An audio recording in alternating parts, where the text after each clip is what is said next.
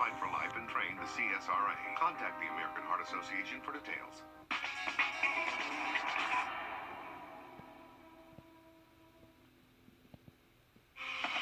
News 12 on your side.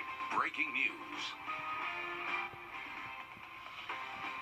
We start with breaking news. First at 5, we're learning all major networks, including CBS and NBC, are projecting that Joe Biden wins Georgia. They're also projecting President Trump has won North Carolina. Those were the two final states we were watching, and that puts the final Electoral College numbers at 306 for Biden, 232 for President Trump. While the networks project Biden has won Georgia, the statewide audit goes on. This is the first time ever Georgia has required a statewide audit of election results. And as we learned earlier this week, the Secretary of State's office has asked counties to count every ballot by hand instead of just doing a random sampling. That process started today. Cindy Heiberger was there to see it unfold. What you're seeing behind me here at the Bell Auditorium is nearly 40 tables set up on the floor. Poll workers here going through each of the nearly 88,000 ballots, counting each one by hand. Each table is manned by 2 election workers. They go through a stack of about 50 ballots at a time, checking and agreeing on which candidate the ballot reflects. That ballot is then placed in a stack depending on who the voter chose. The stack is counted, the information is entered into a database, and the numbers are compared to the data tabulated on election night. State legislators decided to do this audit long before the election even started, but originally it was supposed to only include a random sampling. Because this one was so close, the number that we would have had to individually identify was about 20 to 30% of the total number of ballots that were cast, rather than the counties getting a list that says we want you to go to container 10, go to batch 5, and get out the 42nd ballot out of this batch, which would take time to go through to do it. They say that it's much more efficient to do them all. Election officials around the state only had about a day or two to pull off this massive operation. Tonight on News 12 at 6 o'clock, we'll tell you why one local commissioner is concerned about the whole thing. Reporting in Augusta, Cindy Heiberger on your side. And as both of Georgia's Senate races head for a runoff in January, candidates are hitting the ground running on the campaign trail. Democrat John Ossoff making a stop in Augusta today to talk with supporters here. He says there's been so much to divide us over the last few years, and to make change, we have to vote. As the field gets reduced. Mike, thanks very much. I always hate to mention it, but Friday the 13th, on a day the strokes count, in a year that's been anything but normal. What could possibly go wrong? Laura Warren, live for us out at Augusta National. Laura, I know you're a little bit suspicious yourself and superstitious. What about those golfers? Yeah, I've definitely been known to knock on wood or throw a little salt over my shoulder, but for these golfers, call it what you will, ritual, routine, superstition, but they mean business. In terms of omens, this is a pretty good one. Storm clouds parting and the heavens opening Thursday to make way for a gorgeous Friday the 13th in golf paradise. And for two-time Masters champion Bernard Longer, this day is no jinx. My parents got married Friday the 13th. It's a wonderful day for me. I wouldn't be here otherwise. So It's been 36 years since the Masters tournament and Friday the 13th crossed paths. And on a year where the unexpected is the norm, are there any rituals for good luck in the arsenal? And I've used the same pitchfork every round of my professional career. Outside of that, the former Masters champion tries not to travel down the rabbit hole of good fortune.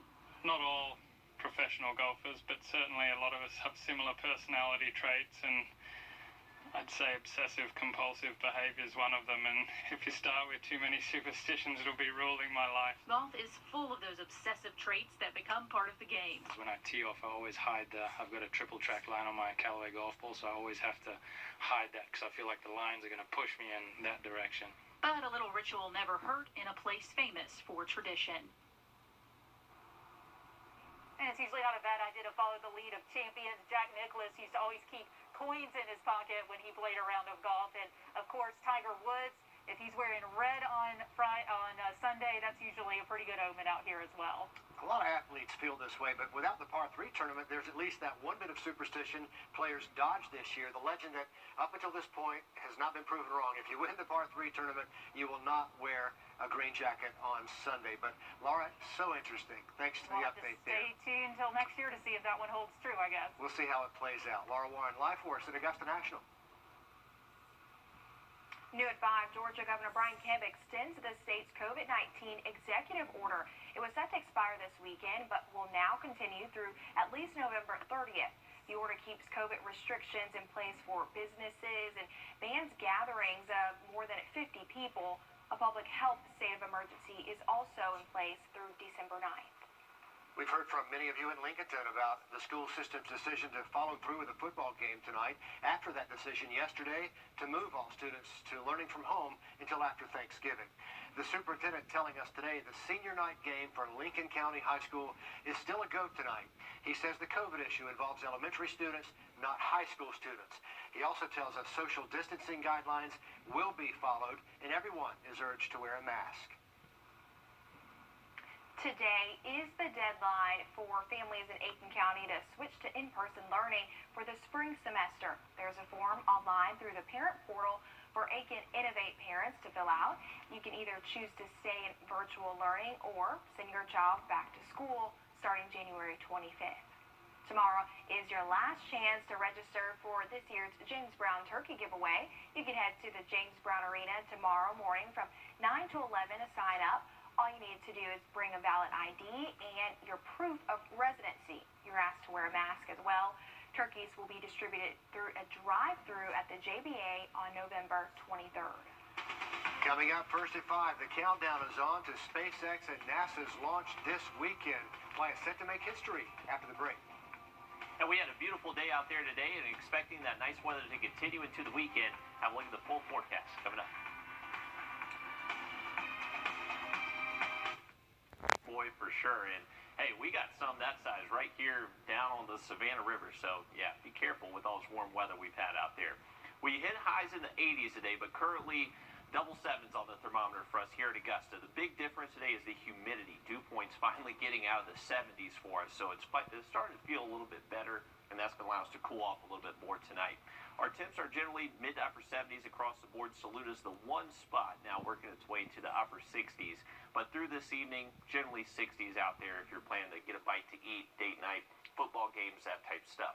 But by tomorrow morning, we are expecting a little bit of a cooler start. Keep in mind the past few mornings, 70s and 60s, we're expecting to be about 10 to 20 degrees cooler than that. Waking up near 50 degrees for us here in the metro.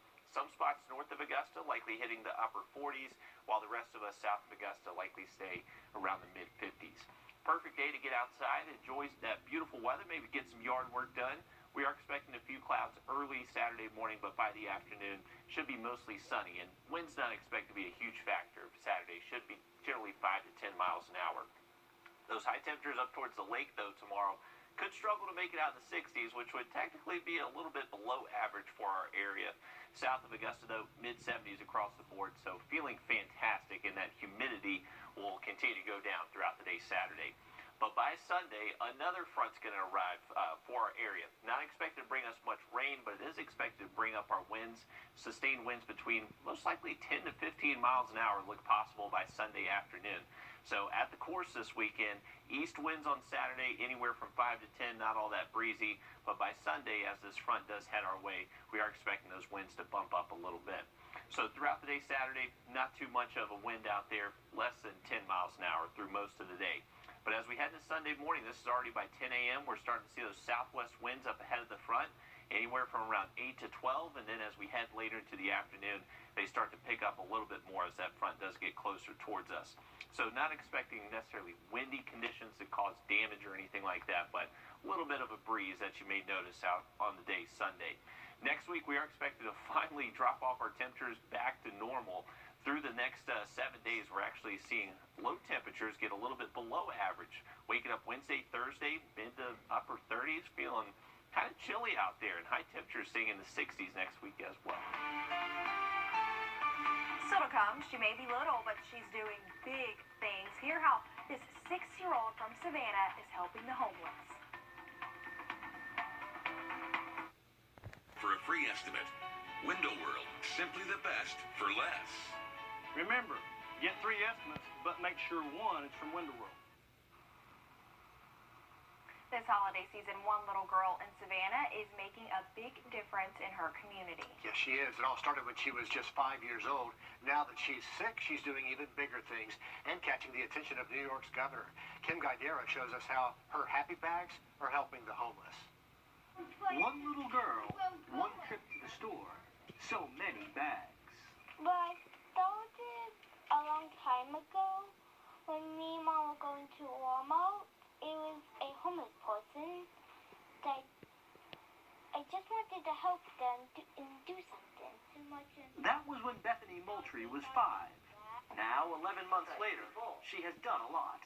My heart broke. I mean, she was in the back seat of the car crying, saying that she wanted to break open her piggy bank and give them all of her money. Instead, Bethany and her mom researched what the homeless needed most and started putting those items in bags that they could deliver to homeless shelters and hand out in the street. Mom said, what should you call the name? I said, happy bags. Bethany's Happy Bags for the Homeless, which include a variety of essentials and a colorful kind note, took off this summer when Colleen started getting a lot of response on Facebook from people who wanted to help. What we did was we created an Amazon wish list. Yeah, and it has all kinds of stuff like socks, flashlights. 2 days later, we had 17 packages on the doorstep, and they gave a lot. And Bethany has given away a lot of happy bags, more than 450 so far, with another 300 set to be handed out at Union Mission the day before Thanksgiving. And then we got 300 more, and it'll make 1,000. She has gotten help stuffing bags from the students at the Matthew Reardon Center for Autism, where her father is on the board, and she has started getting attention from all over. Some of her Facebook posts have received more than 60,000 likes, and just this week, New York Governor Andrew Cuomo included a note about Bethany in his state's weekly COVID update. We've heard from people all over the country at this point. But more important to Bethany has been the reaction of those she is helping. They think that's good. They think they like it. They read needs and stuff. I had a woman last week tell me that the bags that we give her, she uses everything. Oh, wow. They're the perfect bags. And the perfect outlet for the compassion of a 6-year-old who already knows she wants to keep helping the homeless. I guess probably for the rest of my life I want to. Never too small to affect big change, Richard. Yeah, Bethany does have a big heart. No telling what's ahead for that young lady. Riley? So we have a beautiful sunset out there. We'll take a look at that after the break. But for your car wash forecast this weekend, you got the green light. We'll take a look at that sunset coming up. And you'll never forget it. Watch 1226 on your side, wherever you go. Here's a look at your community calendar. Happening tomorrow, it's Military Appreciation Day at the Edgefield Market. That's from 10 to 2 with the ceremony honoring our military members at 10:30. Weather looks great for that. Also tomorrow, the SPCA Thrift Store second Saturday sidewalk sale. That's going to be from 10 to 5. All money will go towards local animals in need. So a great cause, and hey, beautiful weather expected tomorrow as well. Here's a look at our Grovetown cam, and we are timing it right. Perfect.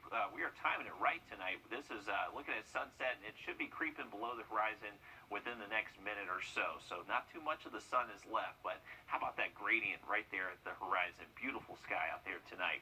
Our temperatures are cooling off some now that we're starting to get rid of this sun now that it is. Come on, clicker. All right, we're a little stuck. Help me out, Anthony. There we go. All right, 77 degrees out there after hitting highs in the 80s today. We are expecting a cooler weekend, though. By the time we get to the weekend, we are expecting those high temperatures to generally be mainly heading into a little bit closer to average for us. Now, clear skies out there this evening, tonight. We should be waking up in the 50s by tomorrow morning. A few spots possibly getting into the 40s, but looking dry through most of the weekend. Thanks. And all Richmond County students learning from home for the next couple of weeks, and a few organizations are offering parents a helping hand. We're going to get to that with First at 5 continuing in 3 minutes. When we